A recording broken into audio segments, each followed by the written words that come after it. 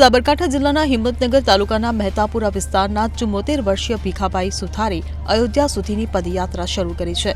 તેમણે આજરોજ ગુરુવારે સવારે મહાકાલી માતાજી, જણેશ્વર મહાદેવ અને રામજી મંદિરના દર્શન કર્યા બાદ યાત્રાનો પ્રારંભ કર્યો હતો। ત્યારે સ્થાનિકોએ ફૂલહાર પહેરાવી જય શ્રી રામના નારા સાથે તેમને વિદાય આપી હતી। ત્યારે ભીખાભાઈ હાલ પણ સુથારી કામ કરે છે અને કોઈ બીમારી કે દવાઓથી મુક્ત છે। છેલ્લા 10 વર્ષમાં તેમણે વિવિધ ધાર્મિક સ્થળોએ 5500 કિલોમીટરની પદયાત્રા પૂર્ણ કરી છે।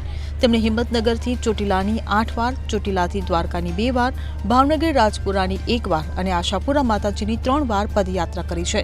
તો હિંમતનગરથી અયોધ્યા સુધીનું અંતર 1300 કિલોમીટરથી વધુ છે। ભીખાભાઈ માત્ર એક ધજા, એક જોડી કપડાં અને ધાબળો સાથે લઈને નીકળ્યા છે।